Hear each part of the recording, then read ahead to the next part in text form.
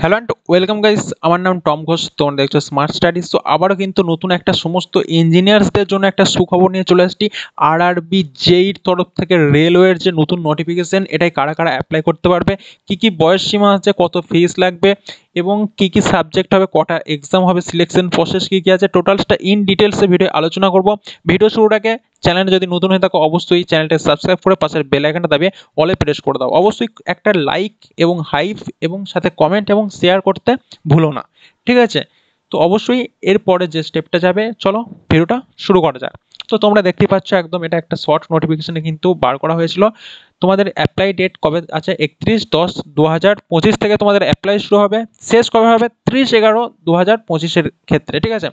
আমরা যদি name of the পোস্টের ক্ষেত্রে আসি, জেই আছে, ঠিক আছে, ডিএমএস আছে এবং সিএমএ আছে, ঠিক আছে। এটা লেভেল 6-এ করা হয়েছে। 3,500 স্যালারির কথা বলা হলে পারে 35,400 থেকে শুরু করে 40,000-এর কাছাকাছি স্যালারি তোমরা পেয়ে যাচ্ছ। এজ লিমিটেড 1/1/2026-এর অনুযায়ী 18 থেকে 33 ইয়ারের মধ্যে তোমাকে এজ লিমিটেড থাকতে হবে। টোটাল ভ্যাকান্সির কথা বললে কিন্তু এখানে আমরা বলতে পারবো 2,570টা কিন্তু টোটাল ভ্যাকান্সি আছে, ঠিক আছে। এই যে এই নোটিফিকেশনটাই শর্টে বলে দিচ্ছি। এখানে বলা আছে আধারের সাথে কিন্তু তোমার আদার্স যে সমস্ত ডকুমেন্টস আছে সেইগুলো 100% ম্যাচ থাকতে হবে, আদারওয়াইজ তোমার কিন্তু ইন ফিউচার প্রবলেম হবে, ঠিক আছে। যদি কোনো রকম ভুল থেকে থাকে কারেকশন করিয়ে এটাই অ্যাপ্লাই করতে পারো, ঠিক আছে। তো তারপরে তারপরে তোমাদের আরআরবি যে সামরিক কথা যদি বলে থাকি, এই পোস্টের নামগুলো আমি আগেও বলেছি, ঠিক আছে, ভ্যাকান্সির কথা বলেছি, ঠিক আছে। তো এখানে সিলেকশন প্রসেস 4 রকমভাবে হবে। দুটো এক্সাম হবে, ফার্স্ট সেকেন্ড সিবিটি এক্সাম। তো কী কী সাবজেক্ট থাকবে ওটা আমি পরে আসছি, ঠিক আছে, এবং বাকিগুলো বলেছি। এবং তোমাদের অফিসিয়াল ওয়েবসাইট কিন্তু এটা আছে rrbcdg.gov.in, ঠিক আছে। এখান থেকে তোমরা কিন্তু অনলাইনে অ্যাপ্লাই করতে পারো। ওকে, তো তারপরে যেটা আসছে, এবার তোমার পোস্ট অনুযায়ী কোন কোন পোস্টের জন্য কত ভ্যাকান্সি বরাদ্দ করা হয়েছে সেটা বলবো। এই যে জেই অর্থাৎ জুনিয়র ইঞ্জিনিয়ারদের ক্ষেত্রে ইলেকট্রিক্যাল মেকানিক্যাল এই সমস্ত ইঞ্জিনিয়ারিং থাকলে তাদের জন্য পোস্ট আছে 2,312টা। সিএসএমএস এর ক্ষেত্রে আছে 63টা।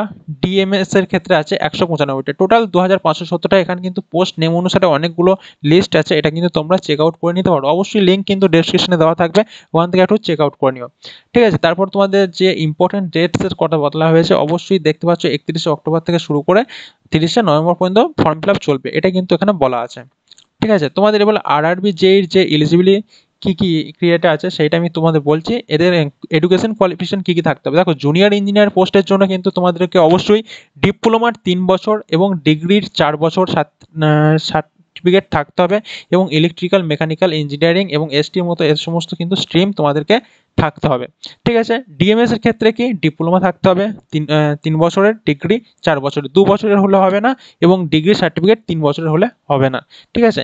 কেমিক্যালের ক্ষেত্রেও কিন্তু সেম আছে, ব্যাচেলার ডিগ্রি থাকতে হবে সায়েন্সের এবং physics chemistry with minimum 55 marks কিন্তু তোমাদের থাকতে হবে। এজ লিমিটেড আমি আগেও বলে দিয়েছি, সো এই নিয়ে আর কথা বললাম না। তারপরে কিন্তু তোমাদের এজ লিমিটেড ছাড় থাকতে এসসি এসটিদের জন্য 5 বছর, ওবিসিদের জন্য 3 বছরের মতো, ঠিক আছে। এবার আসছি এই যে ফর্মটা ফিল আপ করতে তোমাদের ফিস কত লাগবে, ঠিক আছে। নর্মালদের জন্য কিন্তু 500 টাকা এবং এসসি এসটি এদের জন্য কিন্তু লাগবে 250 টাকা, বাকিদের জন্য 250 টাকা, ঠিক আছে। তো এরপরে যে এক্সাম বা সিলেকশন প্রসেসটা তোমাদের দুটো এক্সাম হবে, CBT 1 CBT 2, ঠিক আছে। ডকুমেন্টস ভেরিফিকেশন, মেডিকেল এক্সামিনেশন, ঠিক আছে। তারপরেই তোমরা দেখতে পাচ্ছ আরআরবি যে এক্সাম প্যাটার্ন সেটা কীরকম হবে, ঠিক আছে। নেগেটিভ মার্ক কিন্তু থাকবে। CBT 1 এর জন্য টাইম পেয়ে যাবে 90 মিনিট, CBT 2 এর জন্য টাইম পাবে 120 মিনিট, ঠিক আছে। টোটাল কোশ্চেন থাকবে CBT 1-এ 100টা এবং CBT 2-এ কিন্তু 150টা কোশ্চেনের মতো তোমরা দেখতে পাবে, ঠিক আছে। এখানে সাবজেক্ট ম্যাথ থেকে শুরু করে জেনারেল থেকে শুরু করে জেনারেল এসেন্স এবং জেনারেল সায়েন্সের ক্ষেত্রে এরকম পোস্ট থাকবে, ঠিক আছে। টোটালসটা তোমরা একটু দেখে নিও। এখানে কিন্তু টাইম পেয়ে যাচ্ছ 90 মিনিট, কে 30 মার্কস 25 মার্কসের মতো আছে। এরকম টোটালসটা কিন্তু চারটে সাবজেক্টে ডিভাইড করা আছে, ঠিক আছে। আর এরপরে এই সাবজেক্টের পর কিন্তু তোমরা পারবে যে দ্বিতীয় এক্সামটা হবে CBT 2, সেটা কিন্তু দেখতে পাচ্ছ এখানে টোটাল 5টা সাবজেক্ট আছে। তো এখানে কিন্তু 120 মিনিট তোমরা টাইম পেয়ে যাচ্ছ, ঠিক আছে। এই কী কী সাবজেক্ট আছে সেগুলো তোমরা পরে একটু দেখে নিও। জেনারেল থেকে শুরু করে ফিজিক্স কেমিস্ট্রি থেকে শুরু করে বেসিক কম্পিউটার সায়েন্স থেকে শুরু করে অ্যাপ্লিকেশন, বেসিক এনরোলমেন্ট এবং আরও যে সমস্ত আছে এগুলো তোমরা একটু দেখে নিও, ঠিক আছে। সো আশা করছি এই ভিডিওর মাধ্যমে তোমরা বুঝতেই পারলে তোমাদের কী কী এলিজিবিলিটি ক্রাইটেরিয়া কী কী আছে, ফর্ম ফিল আপ করতে কত পেমেন্ট লাগবে, কী লাগবে।